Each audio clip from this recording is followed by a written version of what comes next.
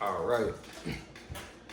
First and foremost, I want to start off by saying all praises, honor, and glory to the Most High God, whose real name is Yahweh, in the name of his only begotten Son, who the world ignorantly calls Jesus Christ. Real name Yahweh Shai in the Paleo Hebrew.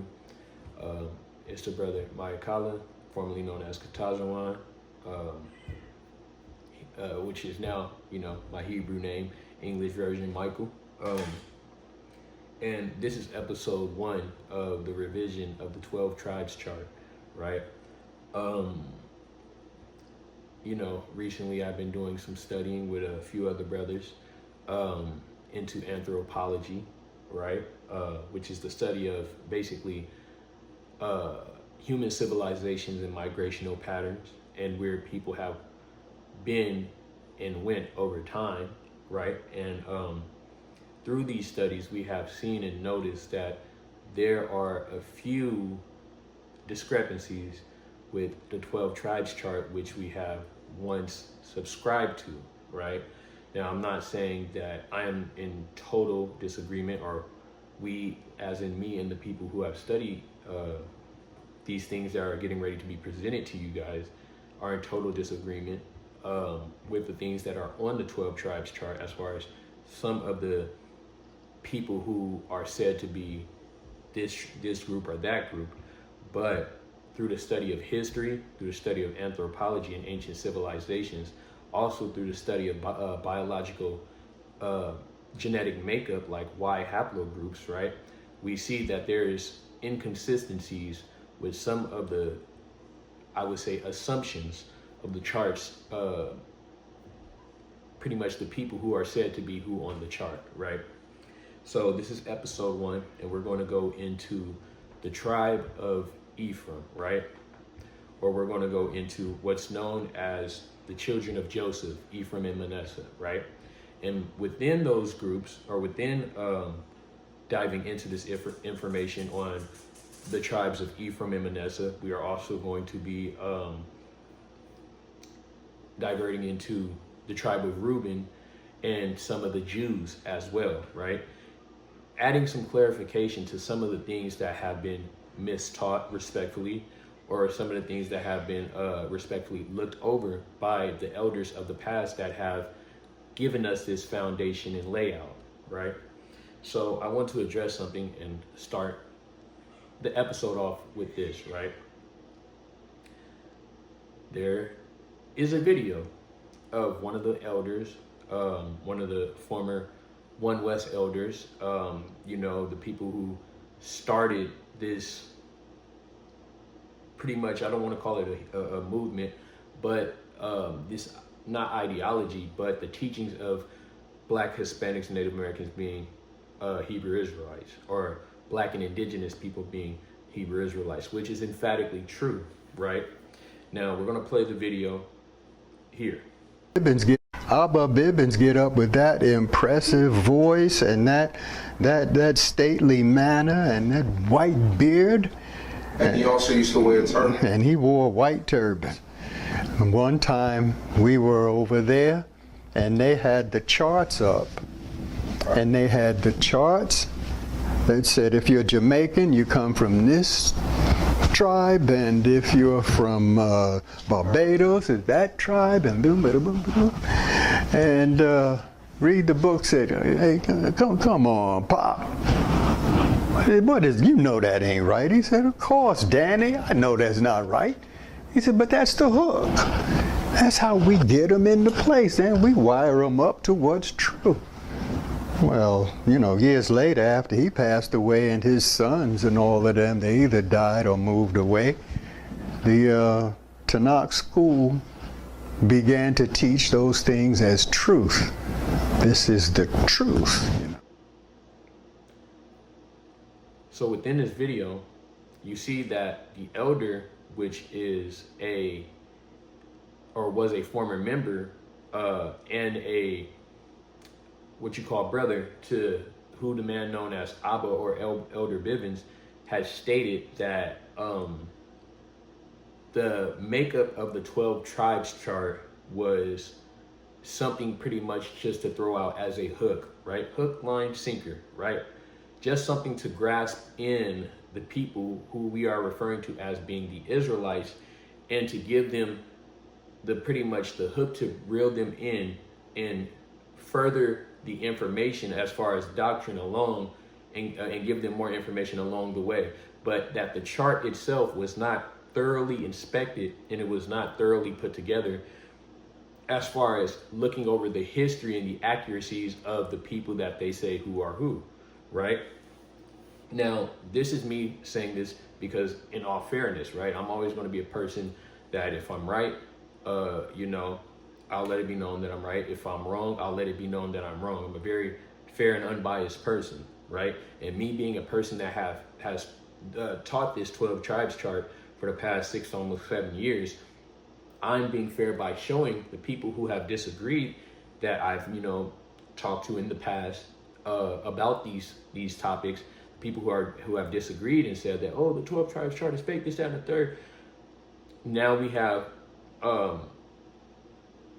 word from the men who were a part of the foundations themselves saying that it was not something that was thoroughly inspected or looked into, right? And with me saying that, giving still, as we call it, double honors or honors and respect to the people who have built the foundation.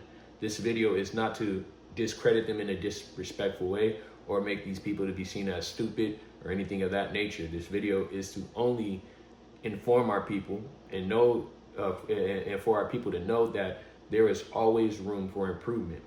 So there's a thing, and there's like this stigma with the quote unquote Hebrew Israelite community that for some reason our people have a problem with change. We have a problem with updating things that need to be updated. We have a problem with solidifying or swapping out doctrines or things that are emphatically wrong or cannot be proven, or things that were just put in place as placeholders. We have a problem with swapping them out when it's something new or something that can be proven, right? Because we're so used to the foundation and we're afraid to lose that foundation that we had by swapping the things out that need to be swapped out. This is a problem in our community, right? Because we are the same group of people who will criticize Christians, criticize people who are Islamic, criticize all these different religions and all these people on the street. But when it comes time for us to criticize ourselves and make the adjustments for ourselves, a lot of us pick our opinions over the facts. But we're the same people that tell people that we're supposed to pick facts over opinion. This is a huge problem, and this could be seen as hypocrisy and something that's detrimental to what some may consider this as a movement, right? It can be detrimental to our people learning more, right? Because let me bring a scripture out, right? We're going to go to the book of Daniel, chapter 12, verse 4, right? And I just want people to listen to what I'm saying, because what I'm saying is out of love, right? A lot of our people are stuck on keeping the old foundation, even if the foundation is shaky. Not wanting to, and our people don't understand, when you build a house or you build whatever type of building, and just as Christ made the parable about the, paraphrasing, the house on the sand versus the house on the rock, right? If you build a home with a shaky foundation or a foundation that's old, withered away, it is just as bad as a foundation that's built on sand, right? It is just as shaky as a foundation that's built on sand. Because sometimes, just like homes, right, for our people who are carpenters or in construction and this, that, and the third, you have to make replacements and get the old out, the old things that are withered away, and replace them with a new solidified base or foundation, right?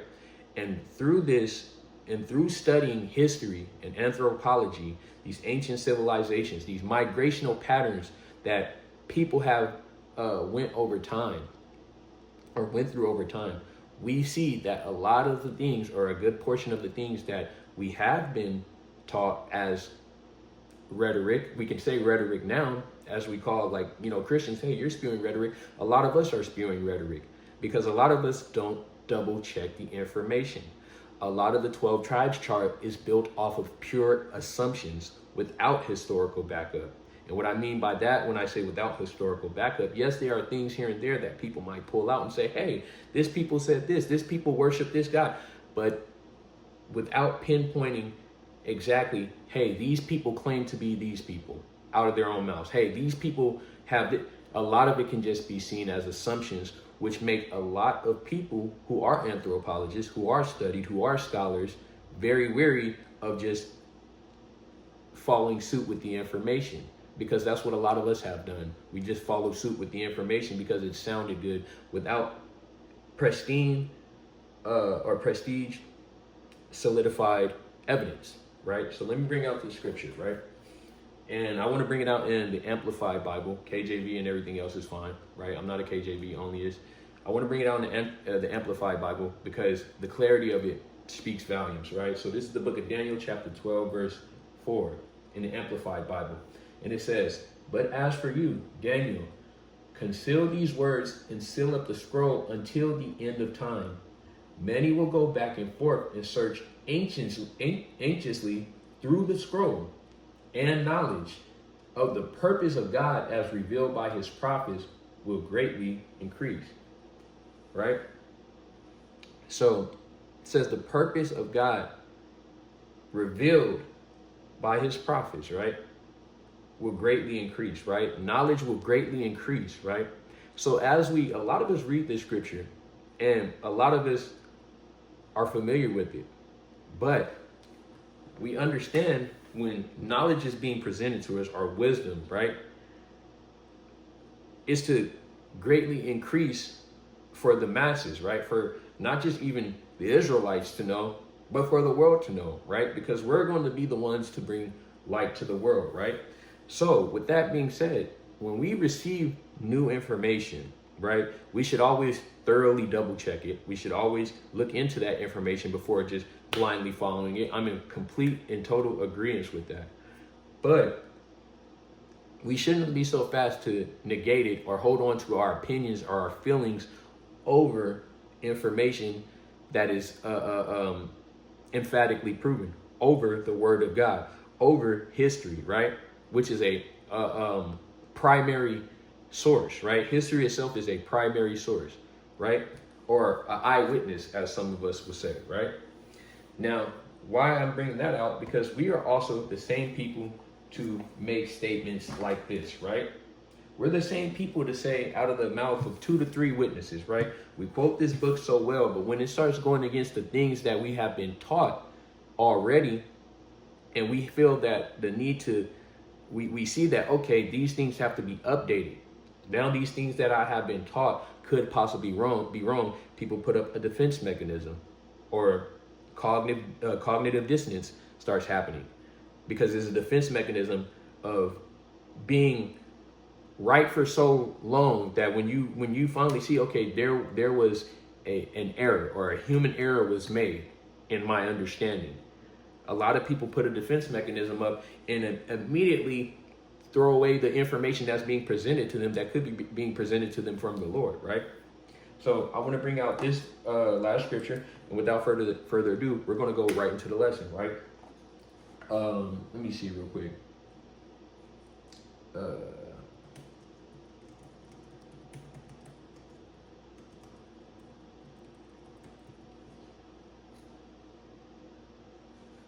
Sorry, my internet is, I don't know why it's loading a little slow. There we go. It's loading a little bit slow, right?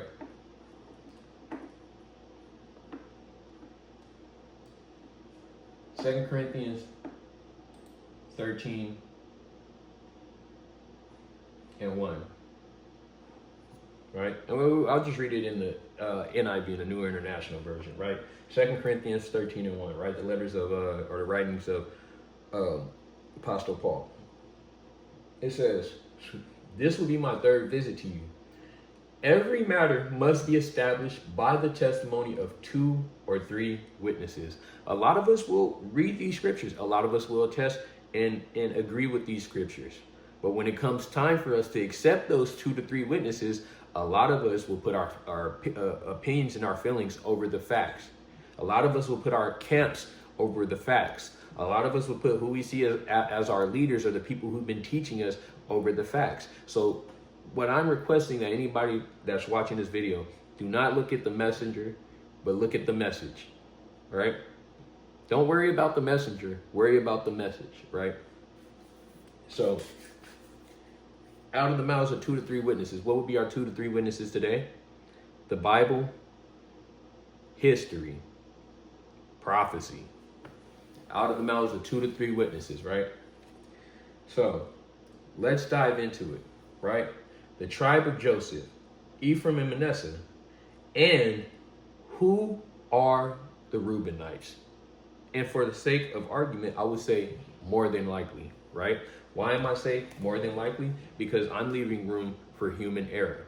There could be something that I might miss, that I might have to come back and adjust this video later, right? But through thorough studies, right? Shout out to the brother Top Wolf too, right? Shout out to the brother Top Wolf and his fundraisers, his fundraiser camps, his brothers that he has in there. Shout out to that brother, right? Because he is a brother that takes his time in studying civilizations and anthropology, right? Now, I'm not saying we are brothers that have all the answers. We have everything solidified and down to a T, and we're the smartest brothers in the world. But I'm going to give credit where credit is due. This brother and I have been talking about multiple tribes and civilizations and going through multiple notes, right? Not just Hebrew Israelite notes, but we've been studying these things. He has shown me some things. I have shown him some things.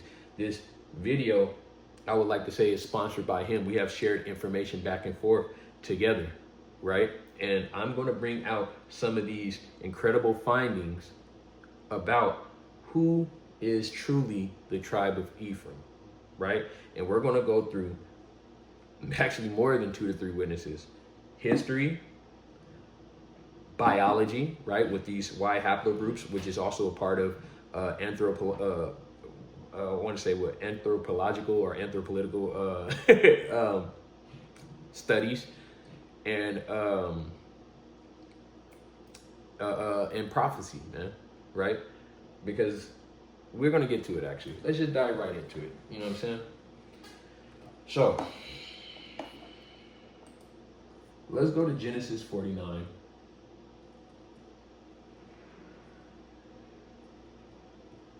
And I'm going to give you the One West teaching from the way that I was taught, right?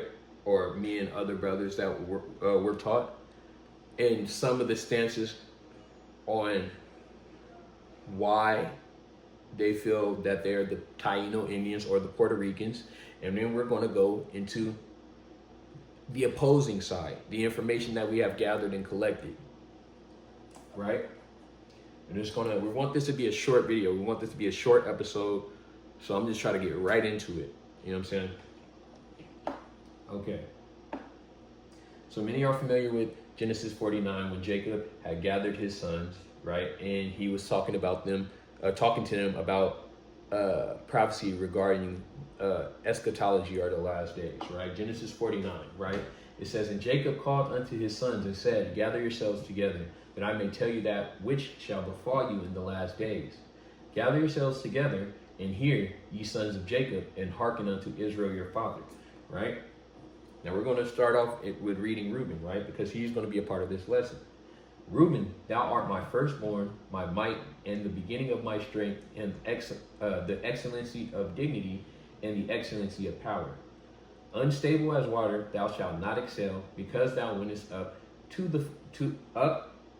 thy father's bed, then defilest thou it. He went up to my couch," right? Giving context that Reuben has slept with his father's concubine. That's what it means when it says he went up to my couch. He basically took one of his father's wives, lesser wives, whatever you want to label her as. He took one of his father's wives and committed adultery with her, right? Reuben is who we are taught in the One West doctrine, or the typical Hebrew Israelite doctrine, are the Seminole Indians. You have some people who might say that they're the aboriginals, this, that, and the third, but we're going to focus with mainly the One West doctrine. These people are considered to be the Seminole Indians, both the indigenous Seminole Indians and the what we identify as the Black Seminole Indians, right? And we're going to get into that, right? Let's continue, right? Now let's go down to the children of Joseph. Verse 22. Joseph is a fruitful bough, even a fruitful bough by a well whose branches run over the wall. Right? And when you read that, right, let me go into verse 32. Verse 23. The archers have sorely grieved him and shot at him and hated him. But his bow abode in strength, and the arms of his hands were made strong by the hands of the mighty God of Jacob. From thence is the shepherd, the stone of Israel. Even by the God of thy father, who shall help thee? And by the Almighty, who shall bless thee with blessings of heaven above, blessings of the deep that lieth under, blessings of the beat of the breast and of the womb. The blessings of thy father have prevailed above the blessings of my progenitors unto the utmost bound of the everlasting hills. They shall be on the head of Joseph, and on the crown of the head of him that was separate from his brethren, right? So that is going into the prophecy of Ephraim, right? Now, we are taught that Ephraim is the Puerto Ricans who were formerly known as the Taínos, real name, the Arawak people, right? The thing behind that, right? You have the history of, we know the Arawak people or the Taínos having, a god that they called Yaya and so on and so forth. And the Puerto Rican people, right? Being a very fruitful people, right? These are the main things that are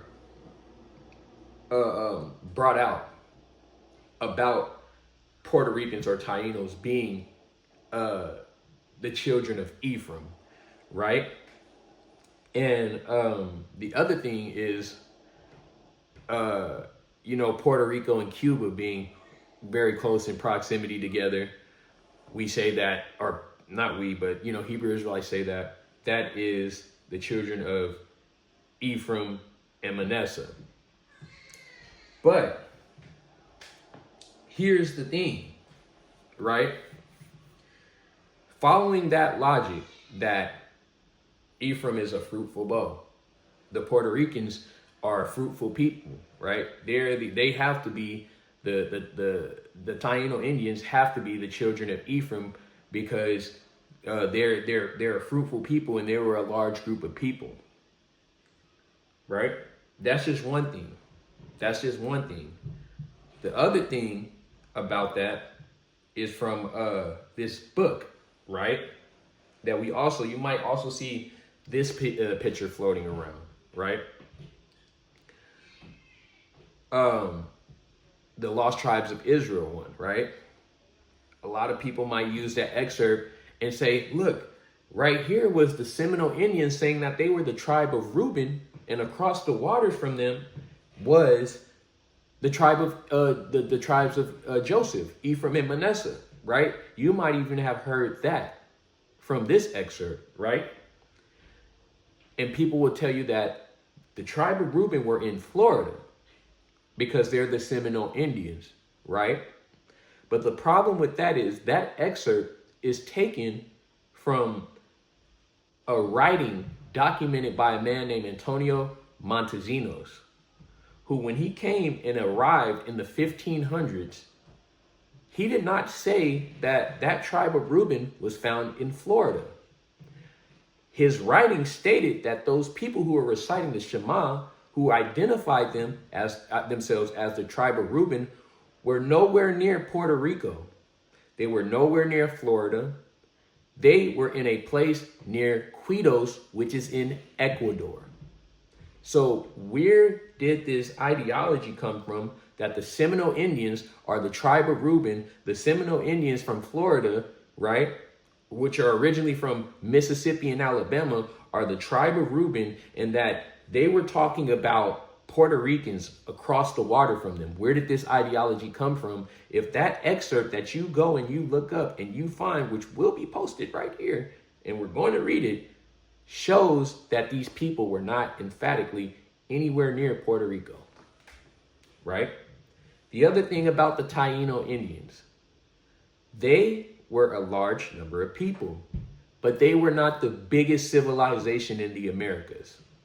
So that is also another problem with using that ideology behind that prophecy. And this is why, as I stated in the beginning, a lot of our reasoning behind teaching people, hey, you're from this tribe, you're from that tribe, is we go by, hey, what's your last name? Hey, you look like this, you act like this, your characteristics act like this, right? They're assumptions. That's all they are assumptions that are not historically backed up. Yes, we have the Taino Indians saying that they worship the god named Yahya, which is in reference to Yahweh, and so on and so forth. But where is the clear-cut information that these people emphatically are the Ephraimites? It's not there. It's not there within. If you go and look at any 12 tribes breakdown, you will not find that information.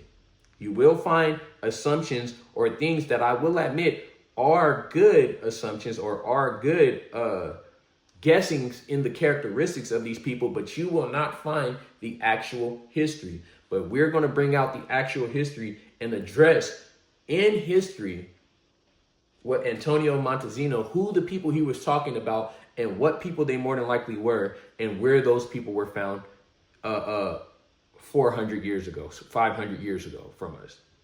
And we're going to see which side is more accurate in the mouth of 2 to 3 witnesses, as the Bible says, right? So,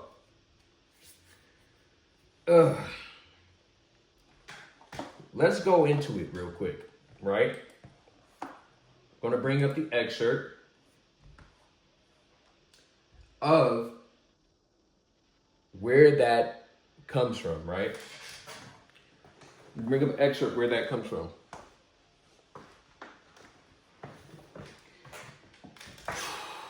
So let's get into it. The man's name was Antonio Montesinos.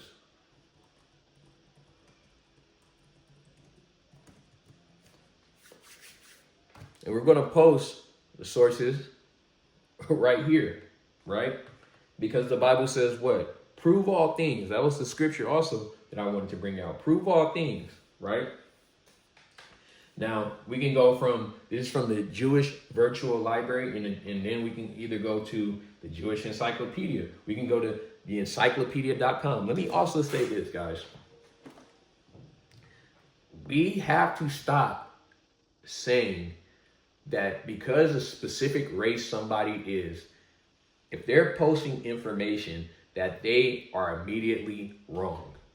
Hey, you got that information from the white man. The white man doesn't have the spirit of God, blah, blah, blah, this, that, and the third. The white man told you that America was Arzareth and you believed it. Hey, you can't use this information because the white man made that. Listen, that is one of the most ignorant, docile things that somebody can say. You can't use that in a scholastic argument.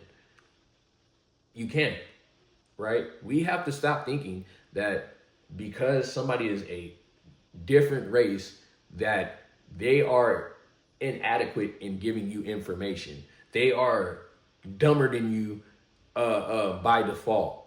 That's just I'm gonna be honest, that's just I don't want to get flagged, but a sped way of thinking, right? Just because somebody is of a certain race does not make them any more intelligent or less intelligent than you, right? You have to know how to use the white man's tools also against him. That's what a lot of you guys don't know how to do. You'll criticize the white man, but don't understand that a lot of times he gives you the answers within his own theories or within his own statements. He gives you the answers that you're looking for, or he'll tell you the truth even within his own lies. That's what a lot of people don't understand. You have to be able to know how to use the tools to defeat him with his own tools. If you can use his own tools against him to defeat him, then you know for sure that you're using the truth, or you're speaking the truth, because the truth is universal. It doesn't work one way and don't work the other way. The truth is universal. You can find truth within lies. So, with that being said, let's go into it.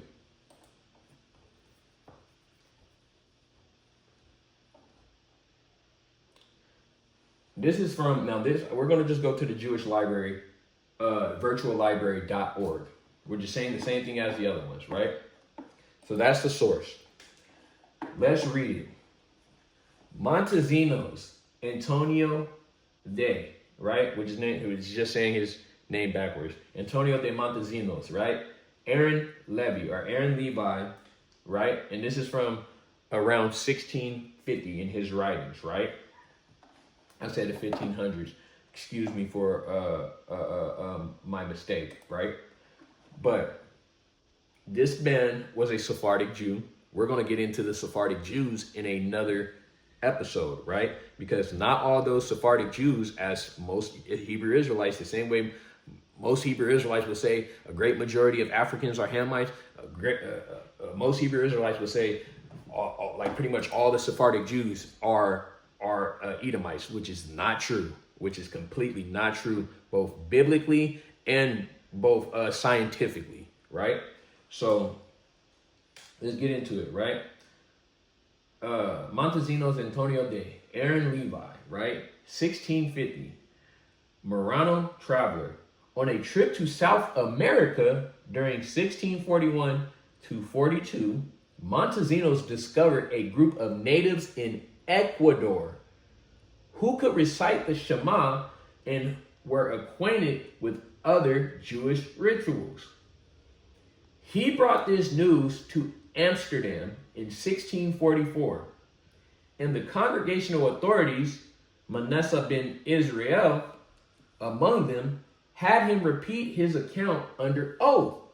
So they made him swear on the things that he had seen and witnessed in South America, specifically in Ecuador, right? He said that these people, which we're going to get to it, these people who claimed to be the tribe of Reuben were in Ecuador, in a place near Quitos, right? Which is in Ecuador, the capital of Ecuador, right? They were nowhere near what we identify as North America or Florida, as some might say. They were in South America, right? And he had him repeat it under oath, right? His account, right? The assumption was that these natives were a remnant of the 10 lost tribes of the tribes of Reuben and Levi, according to Montesinos. Because why is it saying Levi, right? And I just peeped the Levi part too, and having to remember that. Because Levi, the same thing with Simeon, they didn't have necessarily their a portion or inheritance to the land. A lot of people miss that, right? A lot of people miss that in Genesis 49, where it's not just Levi that didn't have their own specific portion of land. Simeon had, yes, they had like a portion of land, but it said that, or the Most High said in Genesis 49, it said that Levi and Simeon will be scattered amongst all the tribes of Israel. Not just Levi, but Levi and Simeon will be scattered amongst all the tribes of Israel, right? You can go double check that, right? But let's continue. Of the tribes of Reuben and Levi, according to Montesinos, he then left for Brazil, where he died, right? Reasserting on his deathbed the truth of his report, Manasseh ben Israel dwells on Montesinos' discovery in a booklet entitled Esperanza de Israel Israel. The hope of Israel entered in 1650, right? Now you have some of these people, right, who off of his findings, some of these people later on down the line put that in their Book of Mormon, right? It's like, excuse me, y'all. But this is not to be confused. This is not about the Book of Mormon. This is about the man himself, where that excerpt comes from, that came across these people in South America reciting the Shema, which is basically a holy prayer, right, that you find in Deuteronomy. From what I remember correctly, slightly, it is Deuteronomy, but I just like to be on point. He found these people in South America near Quitos in Ecuador. They weren't in North America. They weren't Seminole Indians. They were South American natives, right? They were South American natives. But we're going to go into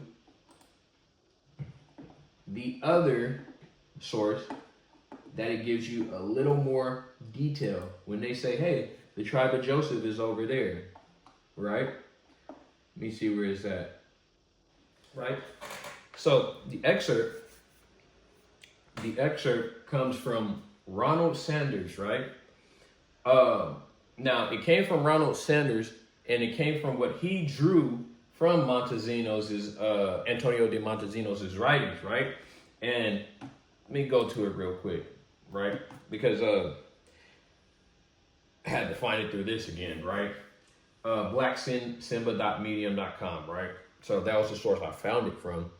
But we're going to go, to pretty much the actual sources that he's saying that he found it from. He found it from the writings of Montesinos that we just read, but just the more detailed version of it, right? I couldn't pull it back up, but I had it saved in my phone, and I didn't want to just keep going back and forth with my phone or whatnot. So I'm just going to read it to you, right?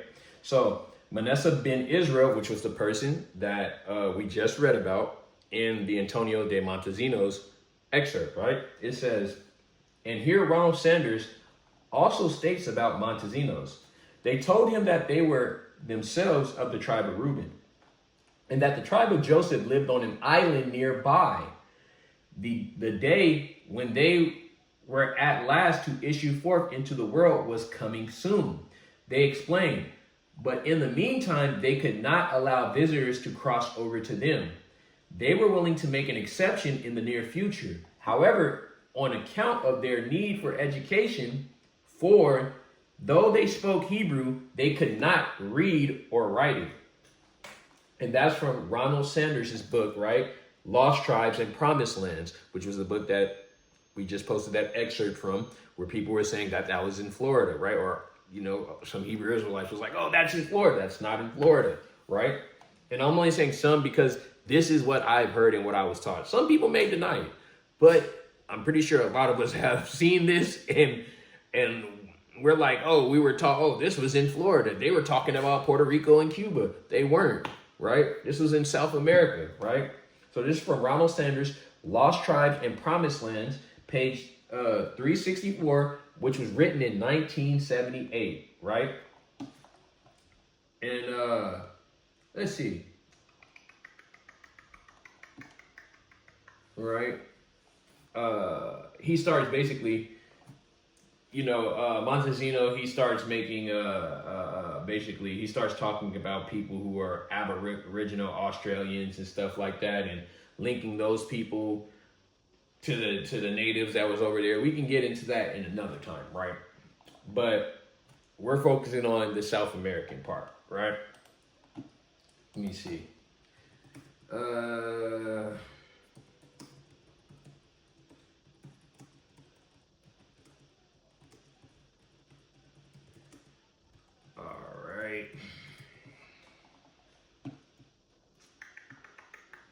Because that's where things get a little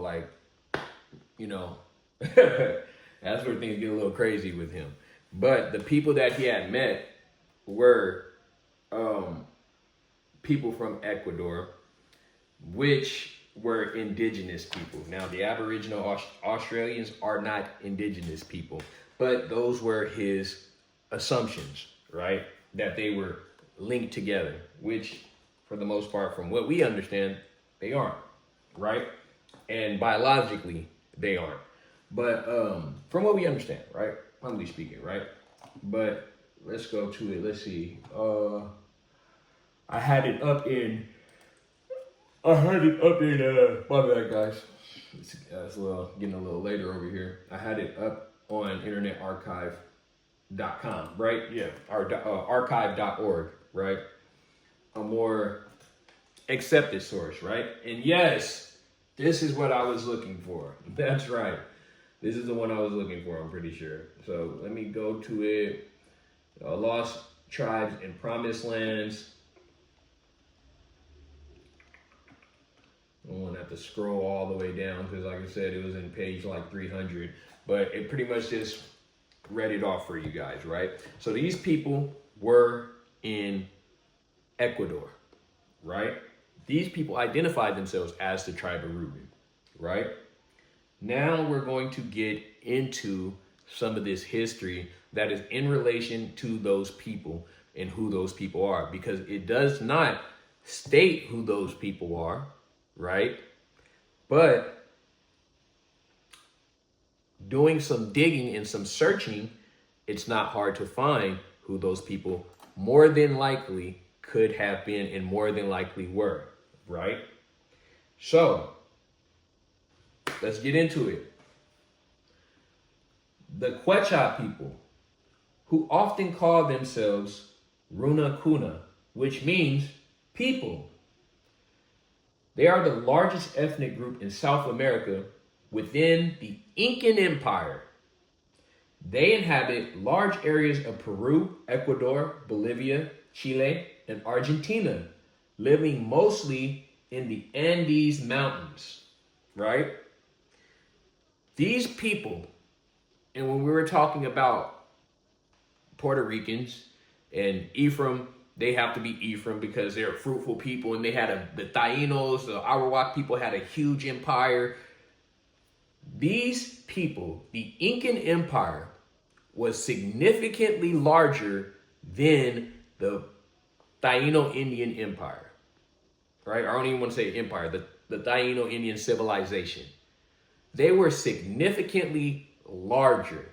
So we're going to use the logic that we were taught in our One West doctrine versus history and prophecy and see how things correlate, right?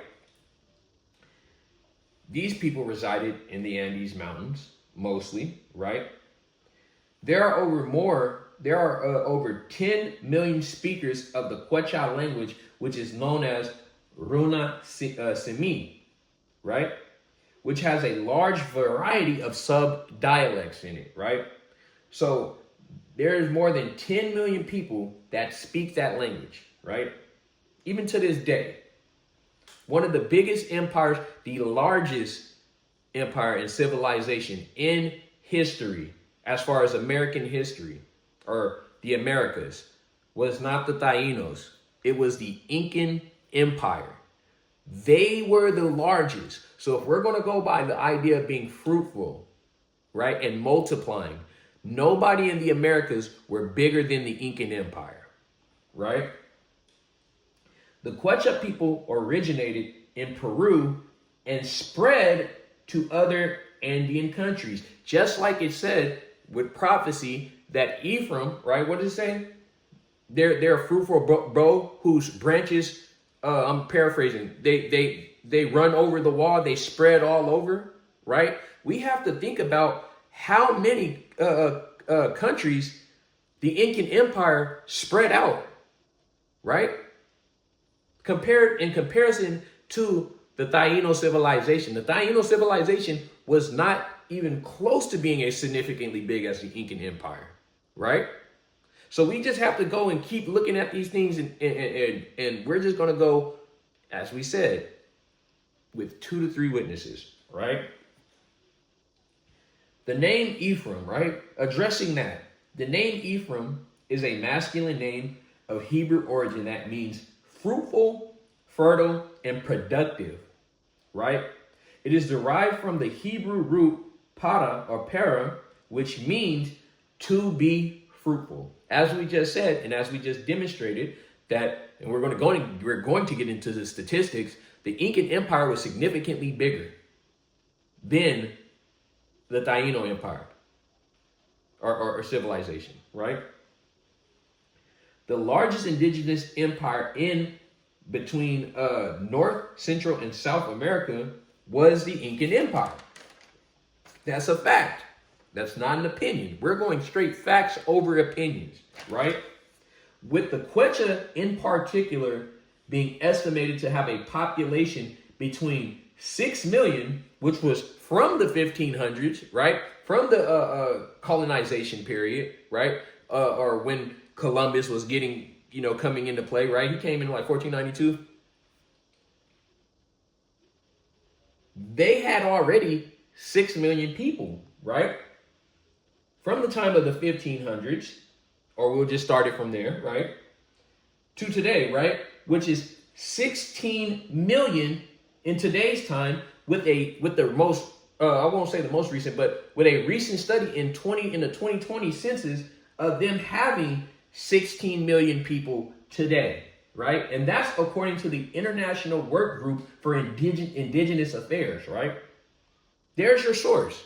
According to the International Work Group for Indigenous Affairs, these people are estimated to be at 16 million people today. Still one of the largest civilizations, if I'm not mistaken, as far as in the Americas.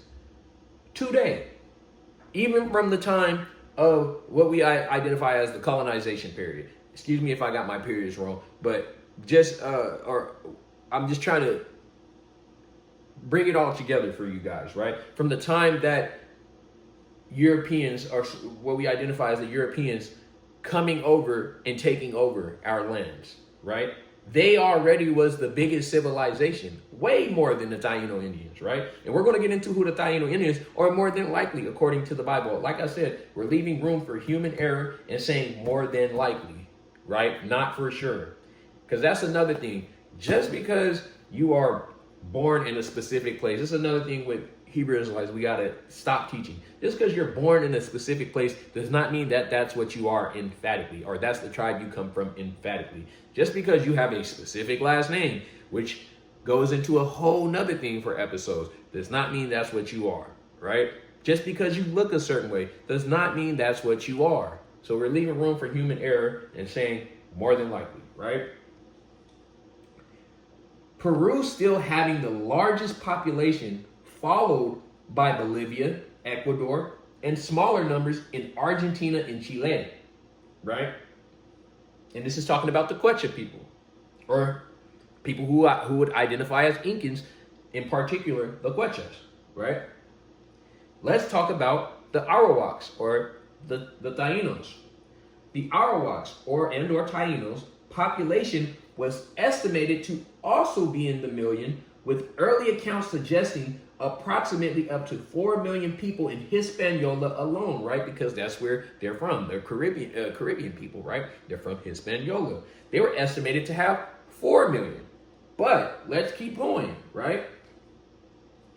Though these are now seen as exaggerations, according to a 2020 genetic analysis and more recent estimates from the Taino Museum, which suggests that the Taino population was no more than several 100,000, right?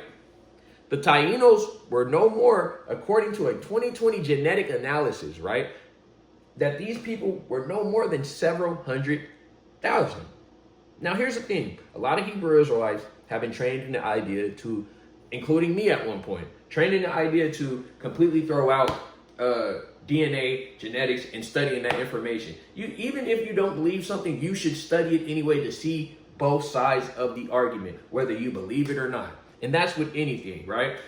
That's with the Sabbath. That's with DNA. That's with the law. You should study both sides. That's with Christianity, Catholicism, Islam. You should study the other side of the argument, even if you don't believe in it, so you have you can come to an unbiased decision. Don't just take what somebody says. Hey, don't listen to DNA, or DNA is bullshit because it was made by a German white man.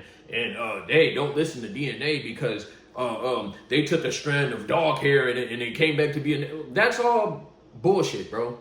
Excuse my French, right? There's certain things that you should study.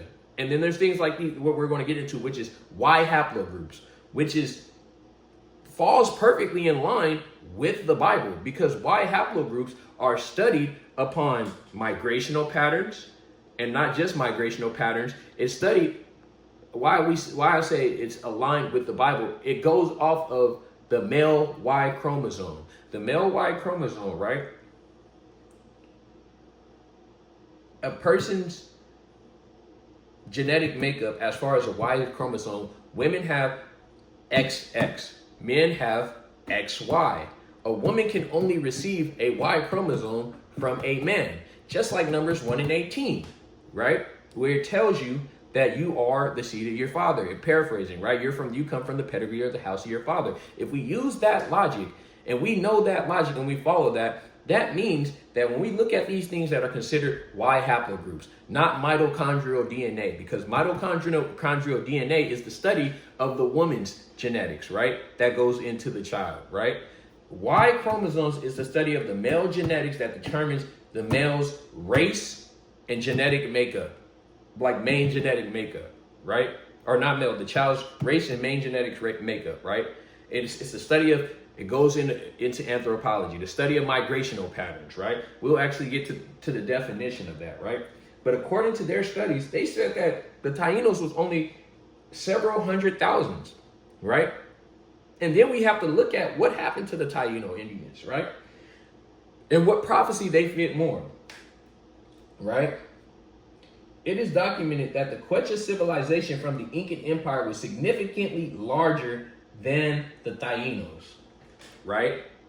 They were significantly larger than the Taínos, right? So let's look at something real quick. Let's look up how Y haplogroups are determined. Or what are they?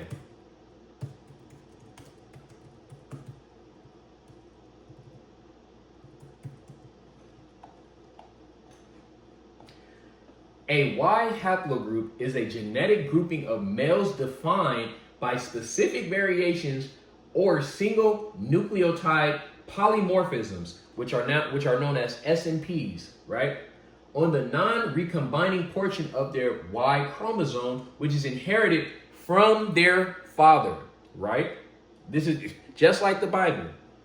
These haplogroups form a branching tree of paternal lineage tracing back to a theoretical, right? Now that's why I say we always have to leave room for error, but theoretical Y chromosome atom, right?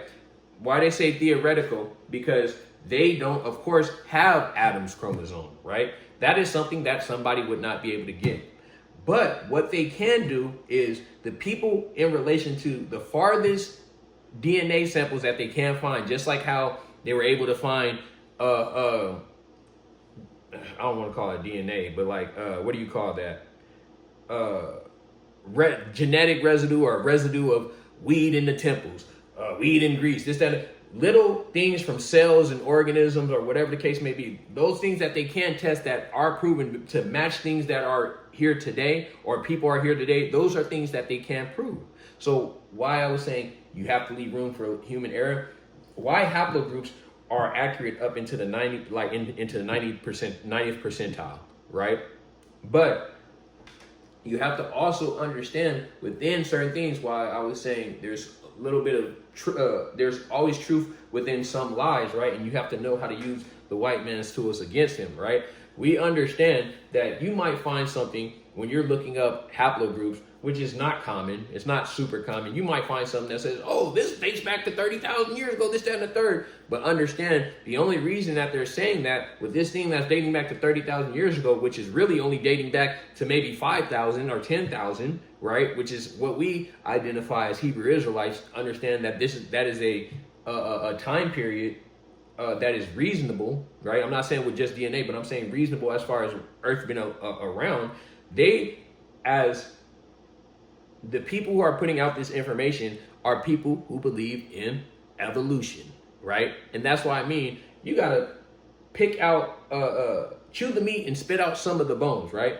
But it doesn't mean that everything you can just discredit or you should discredit. Why am I saying this? Because if you look at the statistics, right, and you say, okay, when did Israel get into the land, right? When did Israel enter into the land? Approximately 1500 BC, right? Around that time period, right? And you look up something like, okay, what were the Y haplogroups in the land of Israel during the time of the 1400 BC? You'll see A, you'll see J, you'll see R, you'll see I, you'll see E, as in E1B1A, E1B1B, you'll see Q, right? Now, if we were to look at in today's time, let's say E1B1A and Q, right? E1B1A is found in West Africa. We're the same people that teach that the West Africans are emphatically Israelites, or the American Negro, which is E1B1A and E1B1B in certain subclades, are Israelites, right? That corresponds. We know we were in the land. Q being the indigenous people. We know they were in the land, right? So you have to be able to rightly divide, just like how it tells you to rightly divide the word. This thing is not something that you just, you look at it once and you just, I got it. You have to study. Just like the scriptures say, study to show thyself approved, right? So I don't want to go off into a tangent on that, but we're going to keep going, right? Tracing back to a theoretical Y chromosome, Adam, the most recent common male ancestor of all living beings. Y DNA haplogroup testing provides insight into deep ancestry, helping to reconstruct ancient migration patterns and connect individuals to larger paternal lineages, right? So, if you take an American Negro, 9 times out of 10, he's going to go back to being E1B1A. Guess where else he's going? Where you're going to find that? You're going to find that in West Africa. You're going to find that in the Ivory Coast. You're going to find that in East Africa. You're going to find that in North Africa. You're going to find that in all the places that we said that our people was taken from in slavery. Where you're going to find that even in ancient Greece, right? You're going to find that in ancient Greece, E1B1A, proving that, going into another lesson, the Jews, or Judah and Dan went up into Greece, right? Just like the Bible says, right? Before it was known as Greece. You're going to find these things because it tells you the migrational patterns of humans, right? And certain things can't be denied, right? So Y haplogroups is the study of male genetic grouping, man. It's not anything having to do with the woman or, hey, you're, as most of us see, hey, you're 35% this and you know what I'm saying? It's going to tell you by majority where you come from or what genetic makeup you align with, right? So that's what I want to get into with the Y haplogroups. Let's go into the Arawak people, right? How many Arawak were actually no. Let's look up what was the number of Arawak people after Christopher Columbus, because that's where he first went, Puerto Rico, thinking that he was in India, which is why he called them Indians, right? So, how many Arawak Indians were left after Columbus? After Columbus's arrival, the Taino and Arawakan-speaking people population on Hispaniola was estimated to be between 100,000 and 1 million people, and it experienced a catastrophic decline, falling to roughly 60,000 by 1507 and becoming effectively extinct as a distinct population by the late 16th century due to disease, forced labor, and starvation. Now, we know these people are not actually extinct, of course, right? But as far as their culture, some of them say that, right? I can also provide a video, right? You'll see in this video that these people have a distinct look. You have some of them that look Native American. But as a lot of us know by majority, West Africans went to Puerto Rico or the Caribbeans by a massive amount.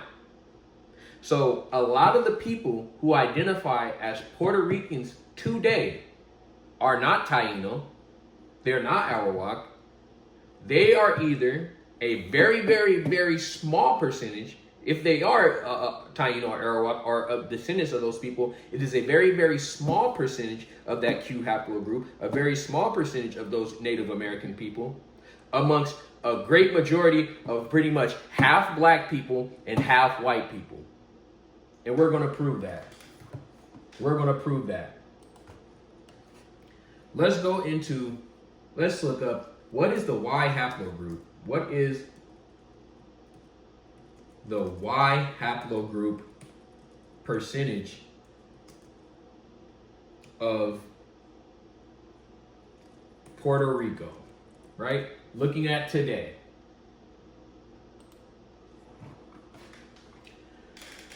The Y chromosome haplogroup composition in Puerto Rico is primarily European and African, with one study showing approximately 28% Western European, right?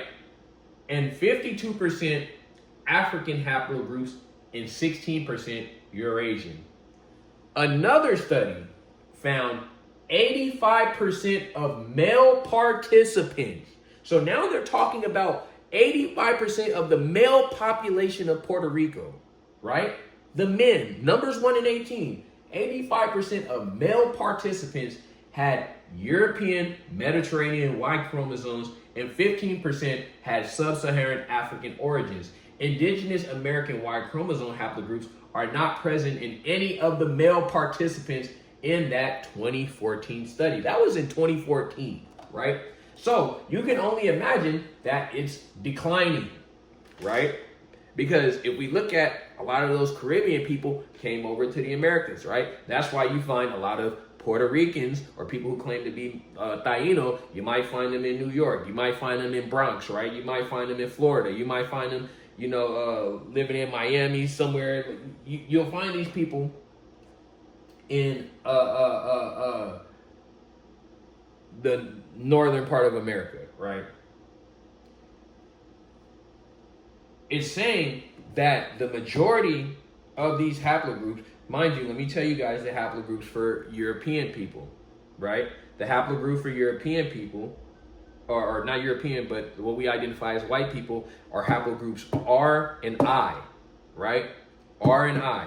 How do we know this for sure? If you go and look up right now, what is the dominating haplogroups in Israel today, is going to tell you that the haplogroups, which we all know that the white man is in Israel today, it is R and I. The Rothschilds have a R haplogroups, and they are the Jews, right?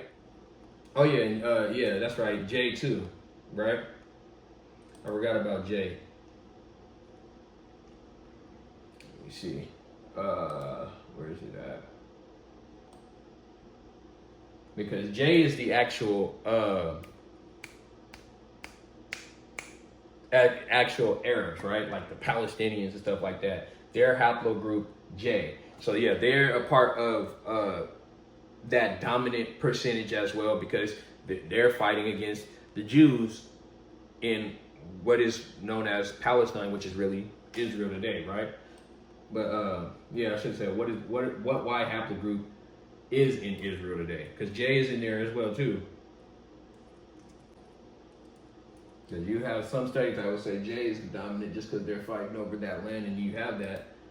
But then you have also R, right? You'll see R. The Ashkenazi Jews, right? Haplogroup R. 30% of them, right? And then the Ashkenazi Levites, you got 52% of them, right? That haplogroup R, we know, is dominant in Israel. R and J are dominant in Israel today, right? E, E1, B1, Q, all that, they're not the dominant. A, which are originally the Hamitic people, used to be the haplogroup that you would find mainly in Israel because it was the land of Canaan at one point, right? Canaan. You'll find A in different parts of Africa as far as the Hamitic parts, right? But we're scattered all amongst them, bro. And that's the thing that's crazy, right? But I don't want to get too much off topic. That was just to show that there is a huge percentage of who we identify as Puerto Ricans today are they're white people, right? Then you have another huge percentage of them being black people or Negro, right? Just because they don't appear to be such does not mean that's not what they are, right? So again, it also doesn't mean that, let's say they were Ephraim, that because they were born over there, they're Ephraim. No, those people are either Edomites or Jews. It's just that simple. If we're going by the logic of Numbers 1:18 that you are who your father is, most Puerto Rico is Jews from West Africa that came over or got brought over into the Caribbeans, or Edomites. It's just that simple, right? It already said that there's almost very little indigenous genetics even found over there that matches the indigenous today, which is haplogroup Q, right? Then we're going to go into something else, right?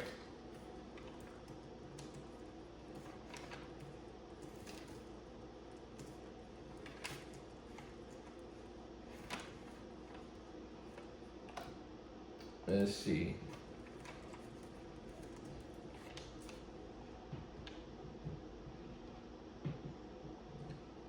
And just to reiterate, in modern Puerto Rico, Y chromosome paternal haplogroup frequencies are estimated to be approximately 52% African, 28% Western European, 16% Eurasian, and 4% Indigenous American, according to the 2023 study.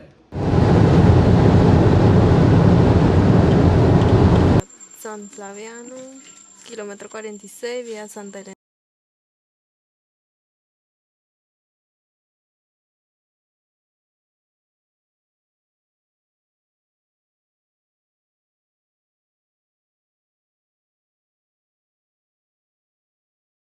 Skin tone, you can no longer think of a specific hair type.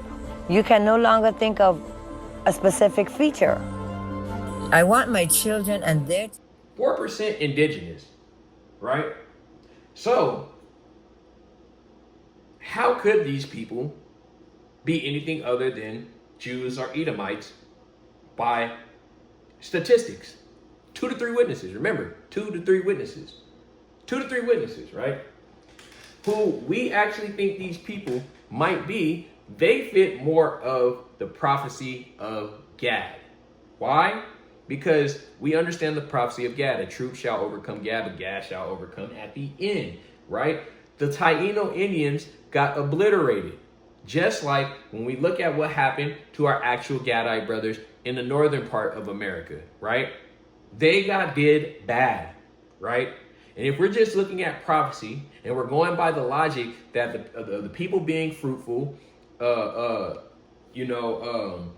history and statistics, we see that the Incan Empire has them beat, right? We see that according to history, the people who are being talked about were considered to be the tribe of Reuben were not in Florida, were not pointing at Puerto Rico, were not pointing at Cuba, but they were pointing at another part of Ecuador, right? Which was another part of the Incan Empire that they said the tribe of Joseph was over near, right? Let's continue and let's go into more biblical history and prophecy and see what else we can find, right? Something called the Incan Pucara bull. When the Spanish brought bulls to Peru during their conquest, these animals quickly became part of indigenous Incan culture or Inca culture, right? The Pucara bull, also known as the Torito de Pucara, is a traditional Peruvian ceramic figurine that symbolizes protection, fertility, and prosperity. That's crazy, right? That's now speaking of things that are assumptions or things that are symbolic. This is something very symbolic.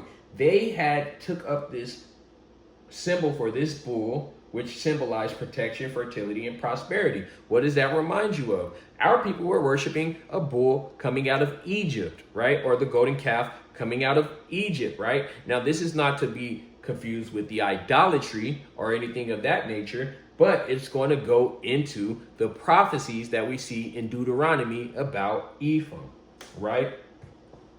It is also worth noting that the tribe of Reuben that Montesinos ran into in Ecuador informed him of the half tribes of Joseph, which were Ephraim and Manasseh, and their locations on nearby islands.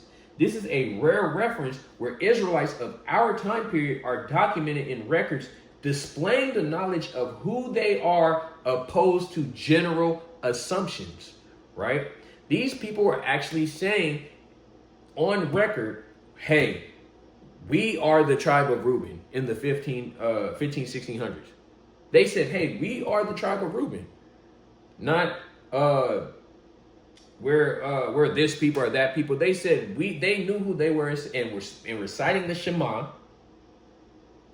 Were keeping Hebraic culture and said, those people over there are the tribe of Joseph. Again, reiterating, they were not near Puerto Rico, right? These Reubenites were more than likely the Puna people. If you look right here on the map, that map, right, not the map. You see that island, the Puna Island, right? What were they saying? Something about the people were across the waters and they didn't want anybody like over there yet until the end, basically, right? They're separated by that water. They said, hey, over there is the tribe of Joseph, which was also, that land is also where the Puna people were living, is an extension of Ecuador, right? Let's look at Deuteronomy 33 and 17, right? In reference to that bull. Because this is going to be something that might blow a few people's minds. We are taught, or you might see a lot of people in the One West doctrine say that this scripture is in reference to a rhinoceros, right? Because that logic was something that was deduced off of the writings of the KJV when the original Septuagint and actually I think it's going to go into it like the original writings was not in reference to a actual unicorn or something being a one-horned animal. When you look at it, it's telling you basically that it was making a reference to this animal, and just the way it described it with this whole like one horn thing, it was just because they didn't have the proper terminology. It didn't have anything to do with a one-horned animal. Why do we know it's not anything to do with a rhinoceros? Because in the Americas, you can't find rhinos being native to the land. You can't find that, right? It is talking about a bull or an ox, right? And we're going to go into that. Deuteronomy 33 and 17. It says, his glory is like the firstling of his bullock. It already tells you it's a bull, right? And his horns are like the horns of unicorns, right? That word was just a made up word, right? With them, he shall push the people together to the ends of the earth, right? And they are the 10,000s of Ephraim, and they are the thousands of Manasseh, right? Keep that in mind. So let's go into the blue letter. Let's go into the blue letter just to prove that this is not talking about a rhinoceros. It's not. It's not talking about a rhinoceros, right?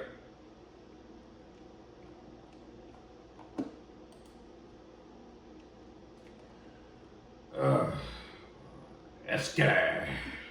Let's get it, man. Ain't that what Chief used to say? Let's get it, man. Bang. Yeah, we finna bring out that bang. Blue Letter Bible. Right? This is not talking about a rhinoceros. Right? I mean, I'm not saying like anybody is stupid or anything like that, because like I said, these are things that I taught. But when you go back and look at it, and I'm not just talking about looking at a video or a brother saying, here, watch this video, here's the breakdown. No, you have to do more than that sometimes, because understanding you can't just always go to the same source of the people that you already believe in. They have the same line of logic and thinking as you. So sometimes you have to look at all angles. That's called being unbiased. You can't just, oh, hey, this person believes in the same thing as me. Let me just look at it his way, because more than likely he's going to teach it the same way you already know it. And it's going to be reassured in your mind that, hey, he has to be right because he's teaching it the way I already know it. That's where people mess up. You have to examine all angles, right? We don't just look at Hebrew Israelites or talk to Hebrew Israelites. No, we look at all stances, right? The atheists, the agnostic people, the Christians, the Muslims, the Catholics. You have to look at all angles, and that's how you make a truly unbiased decision. That's how you study to show thyself approved. That's how, right? So, let's go into it. Deuteronomy 33:17, right? Let's go to the word for unicorns. Hebrew word 7214. Re'im. I guess that's how you pronounce it, right? Strong's H, 7214. Re'im. Oh, I got it right. Let me see. Re'im. All praises. Re'im. Second entry. Right? Re'im. Re'im. All right, that's enough. We don't need all that. Thank you, sir. We're going to go to the lexicon, right? Not the outline of biblical usage. The outline of biblical usage is just telling you how the word is generally used, not how it's used in context in reference to the scripture that you're reading. That's why it's better to go to the lexicon. I was also taught that by another brother, right? Which is what I would say is true, right? So in Deuteronomy 33:17, right? The word is defined in multiple scriptures. 23 and 22, Psalms 92:11, Job 39:9, right? There is all being used the same way in these multiple scriptures as is being used in Deuteronomy 33:17. So that means if it's being used as an actual unicorn or a rhino in Deuteronomy, then that means it applies the same way to numbers and all that. And it's not a rhino. It says a wild animal, fierce and untamed, resembling an ox. A rhino does not resemble an ox other than its size, right? But you know what does? A bull, right? As a wild ass resembles an ass, right? So it's saying the same way a wild donkey resembles a regular donkey, it's the same thing with this, right? For people who don't understand, a bull is the same thing as a cow. A cow is a female bull. So that's all you need to know. Bulls are native to the land of Israel, right? They're not something that's just, you know what I'm saying? We understand that bulls or ox are native to the Americas, right? But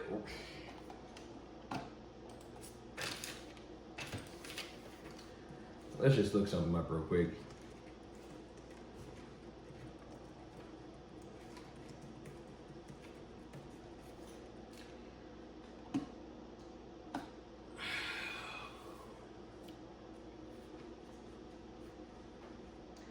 Rhinos, right? Rhinos are native to North America, right? They're native to North America, but here's the thing. Rhinos are not necessarily native to the land of Israel, right? They're not native to the land of Israel. Oxes are native to the land of Israel, right? So how would they be writing about a rhino if it wasn't something that was native to them or necessarily seen at the time? How would that be so? Let's just see.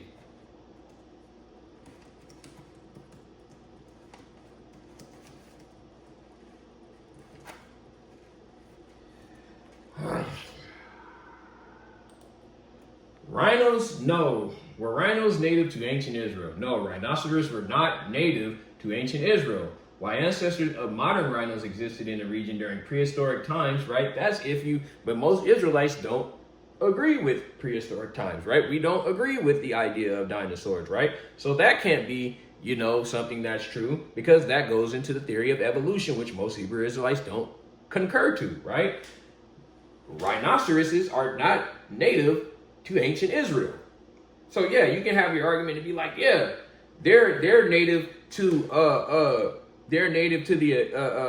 the Americas, but they're not native to South America, which is where these people were found. They're native to North America. So it still doesn't help the argument either way. This is talking about an ox or a bull, which was native to both lands, right?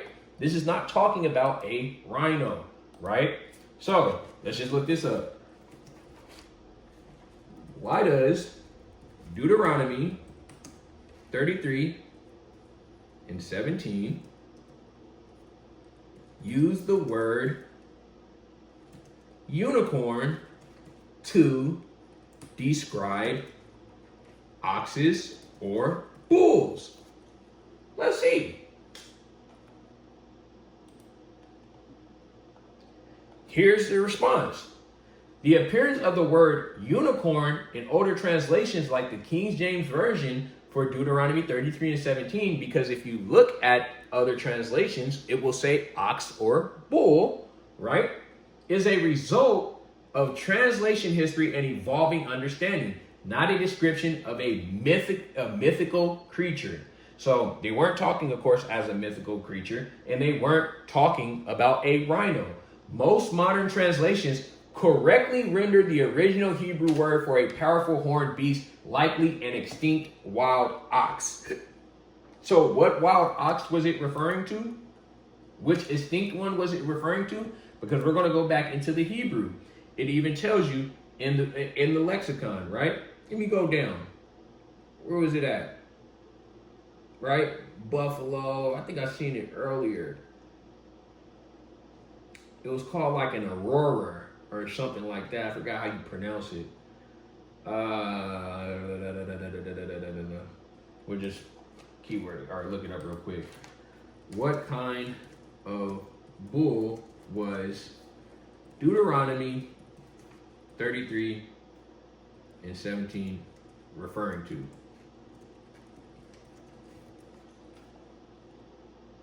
The aurochs, right? It likely, Deuteronomy 33:17 likely refers to the aurochs wild ox, right? Which is now an extinct one, or it's an ancestor of the modern cattle, right? Cattle, cows, bulls, oxen, buffalo, all those things, right? That's all it was, right? Boom. A big ass bull, man, right? And it made mention of, you know, like the horn or unicorn, or like making it seem like it's a one horn animal, right? Now, a lot of people, right? Like I'll read this picture. Unicorns in the Bible. Unicorns are a type of rhinoceros. Unicorn in the 1828 version of the Noah Webster Dictionary says an animal with one horn, the monosaurus. This name is often applied to the rhinoceros. It stipulates the word unicorn is derived from the Latin word unicornus, unus, meaning one, and cornu, horn. When you look up unicorn, it says rhinoceros. When you look up rhinoceros, it says unicorn. This dictionary is 200 years old. The King James Bible was printed 400 years ago, right? So that's just one Bible that says that, right? That's just one Bible that talks about that rhinoceros, right? But again, rhinos, how would they have been writing about a rhino and not talking about an ox if they never seen one? How? If they never seen one, right? The same way that they had words to apply to, you know, like the missiles with the arrows and stuff like that. And, you know, they had visions. But how would they be writing about this rhino if they never even seen one, right? They never even seen an animal in that form, right? The whole thing with the arrows and everything, right? They can apply the words that they see, that they know, right? Oh yeah, these look like fiery arrows, right? But this thing, like, what is this gigantic one-horned thing? This thing that's native to North America, right? But we're not going to dawn on that too much longer, right? We're going to just look into Deuteronomy 33 and 17 again in the other half. It says, his glory is like the firstling of his bullock, and his horns are like the horns of unicorns. With them he shall push the people together to the ends of the earth, and they are the tens thousands of Ephraim, and they are the thousands of Manasseh. So let's get back into it. The Incan Empire stretched as far as Chile, which in several theories is claimed to come from indigenous words meaning end of the earth, where the land ends or cold, right? Now, let's note something. Note that the land that reaches closest to Antarctica, which, depending on if you're what they call so-called flat earth theory, is, of course, we know it's not really called a flat earth. Some people call it a terranium, this, that, and the third. We know it's not really flat. We know damn sure it's not a globe because the Bible tells you it's not a globe, right? But most people who are in the truth will concur to the fact that Antarctica is the landmass that circulates around us. You can look at old maps, right? And I'm not talking about pseudo maps. You can look at old maps. You can look at the icon and the symbology of the United Nations logo, that Antarctica is what people identify as the ice wall or the end of the earth, right? Let's just throw that out there, right? Note that the land that reaches closest to Antarctica is the southern tip of South America, specifically the Antarctic Peninsula. And where does that touch?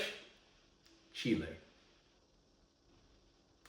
So, resting our case on who more than likely the tribe of Ephraim is, according to history, according to geographic location, according to biology, according to biblical prophecy, right? The Incan Empire. They took up the symbol of the bull. They dwelled in what was called the end of the earth and pushed the people from the ends of the earth, right, outside in to the what we identify as, like, you know, just pushing out the Israelites from the outside in to the center part of the Americas, whatever the case may be, however you want to look at it, right? They're recorded in history to be talked about by a people who are called the tribe of Reuben, that stayed more than likely in the Puna Islands or in Quitos or near Quitos, which is in Ecuador. These people pointed them out and said they were over here. One thing is for sure, two things for certain. They damn sure cannot be the Taino Indians. According to those 2 to 3 witnesses, they cannot be those people. They cannot be the people of Puerto Rico and Cuba, just going off the logic that they are neighboring countries with blossoming people. The people of Puerto Rico and Cuba, by majority, today, make up Edomites and Jews and a small percentage of indigenous people, according to statistics, according to, if we're looking at Numbers 1 and 18, you are who your father is. The tribe of Reuben, we're going to touch on that. The tribe of Reuben cannot be the Seminole Indians, because how did these people, according to these excerpts that we use in this One West doctrine, how the hell did these people get to Florida? If they were recorded to be in Ecuador in South America, how the hell could these people be in Florida? How could it be the Seminole Indians, which I used to claim to be, right? How could it be these people, right? Another thing, you Negroes that are telling yourselves that you are Black Native Americans or whatever the case may be, let me point something out to you about the Seminole Indians, and let me point something out to you about the 5 civilized tribes which make up the Creeks and the Choctaws and all those Negro Native Americans. Negro, you are not a Native American, according to Numbers 1 and 18. Those people who make up the quote-unquote Black indigenous group of Native Americans are not biological Native Americans by majority. So if you are a Black person that say you are a Gadite or a Reubenite by majority, that is a spit in the face to Native Americans. Just because you have a Native American grandfather or a Black person in your family that claims that they were Choctaw or Cherokee, that is a very small percent that person is a actual Native American. Why? Because in Native American culture, the Native Americans would give their women to the runaway slaves. The people who make up the Black Seminole Indians are the Gullahs and the Geechees, right? The Gullahs and the Geechees are West African runaway slaves that assimilated into Native American culture. If Native American culture is how you say it, matrilineage type of culture, or they would give their women to neighboring tribes, right? As a culturalistic value or viewpoint, what does that mean with Numbers 1 and 18? That if you are who your father is, and this is what a lot of brothers, you explain this to them and they don't want to accept it. They don't want to accept it. We can't keep saying we are who our fathers is, but when we have to put up the logic and deal with that logic, that we throw that out the window and try to make hope for something that we are more than likely not. In Native American culture, they would give those runaway slaves their women. Meaning what? That those runaway slaves, which were in the 80, 90 percentile men, not women, Negro men, running to Native American civilizations and sleeping with their women, nigga, that means that those children are not Native American. They are Jews, more than likely.